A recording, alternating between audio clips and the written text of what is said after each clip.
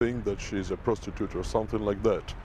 She does bear her part of responsibility. I'm not justifying rape or improper behavior of men, but it's a part of the tradition of every religion that a woman should be humble. Fashion industry experts hold a very different view. This is what we're supposed to look like in summer. Where choosing what to wear is less of a test of modesty and more an exercise in good taste. Obviously, if you look a little bit ridiculous and you have humongously fat legs and you wear a mini skirt, it does look ridiculous, but it's the right of every person to choose. I mean, we have men nowadays wearing high heels and leggings. Not so long ago, the communists denounced denim as an emblem of Western decadence. Today, 80% of Russians say they're orthodox, but few are likely to surrender relatively newfound freedoms or fashions. Neve Barker, AlJazeera, Moscow. In Western Canada, the proposed logging of an ancient forest with a blockbuster name has sparked a campaign to protect the area. The provincial government of British Columbia is distancing itself from plans to cut Avatar Grove, but environmental groups say that's not enough. Imtiaz Tayab reports. This is Avatar Grove, a range of red cedars and Douglas firs that have been standing here for between 500 and 1,000 years. The environmental campaigner Ken Wu discovered the site while exploring for ancient trees over a year ago, giving it its now widely used name, inspired by the Hollywood blockbuster when he found it was earmarked for logging. Wu says the plight of the fictitious planet isn't too dissimilar to what's happening here. Avatar, in large part, is about saving old-growth forests on an alien planet. And we realized that we have an incredible rainforest here on Earth that needs protecting. The province of British Columbia is one of the few places in the world that has such massive and ancient forests. Its government is also one of the few that allows for the commercial logging of such trees. Environmentalists say if policy isn't changed, this is what's left. Nearly 5 million hectares of BC's forests over 140 years old are protected by the province. But with over 95 million hectares of forest land in total, environmental groups say that isn't enough. The plight of Avatar Grove has attracted tens of thousands, and after the province of BC's own independent forestry oversight body urged officials to spare the range of ancient trees, the government appears to be listening. I do think that the public's calling out for better mechanisms to manage our forests. We've continued to do that, and I think as a government we've got lots of examples. Is there more work to do? There's always going to be more work to do. The logging company with rights to cut Avatar Grove are now indicating they won't. Environmental groups say public pressure is to thank, but add millions of other hectares of ancient growth forests in BC also need saving. Imtiaz Tayab, AlJazeera, Vancouver Island, British Columbia.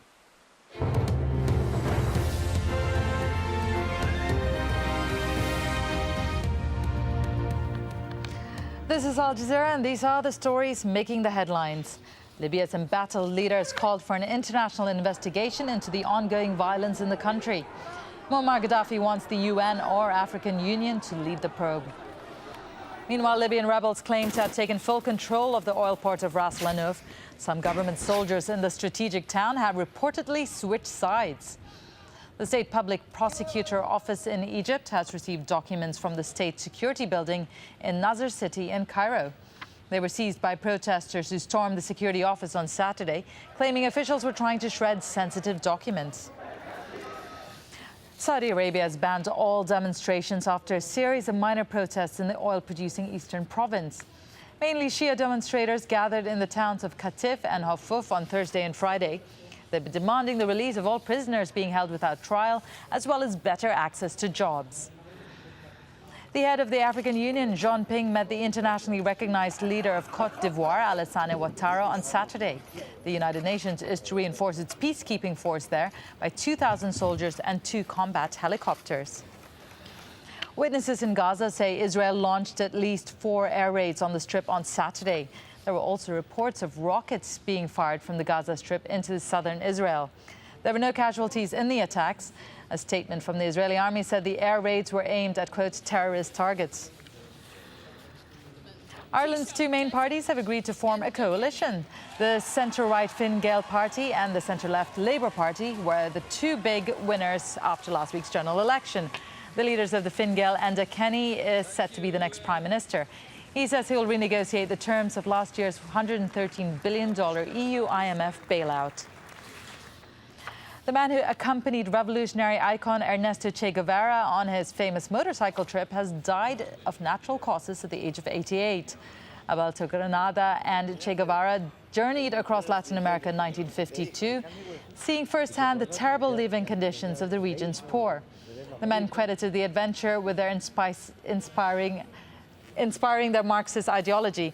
The notes they kept served as a basis for the film Motorcycle Diaries. Those are the headlines. Counting the Cost is next. Stay with us.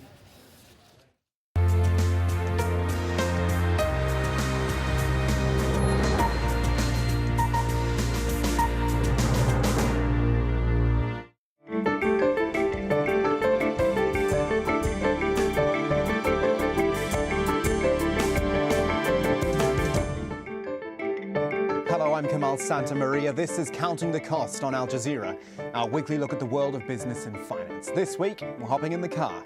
The bold and the beautiful of the automotive industry get eco-friendly at the Geneva Motor Show. We speak to General Motors' European boss. Also, a spring of discontent blossoms in Kyrgyzstan as the country grapples with huge economic debt. And iPad the sequel. Apple unveils version 2 of the tablet computer, but was it upstaged by Steve Jobs' surprise return? So welcome to the show, everyone. And first off the bat, a big thank you to Hazem Seeker for taking over hosting duties last week while I was on assignment.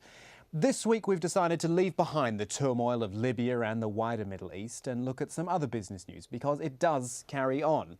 And we want to start with the car industry, something which took a big hit during the financial crisis. So many jobs lost, mostly in the United States and Europe. In fact, at the end of 2007, the auto sector employed almost 10 million people worldwide, according to the International Labour Organization. It estimated around 1 million jobs would be lost in 2009, a tenth of the workforce. One really tough lesson came out of Thailand, where 59,000 jobs were lost in the first 3 months of 2009. But it's amazing what a year can do. Yes, some automakers were helped along by governments taking stakes or providing cash for clunkers, as they say. But the industry is showing some new strength. Europe's still a bit off, to be fair, but developing markets like China and India are storming ahead. And the US is surprisingly strong. So coming up, an interview with the boss of General Motors Europe. But first, the auto industry's push to go green, seen in evidence at the 81st Geneva Auto Show. Lawrence Lee has our report.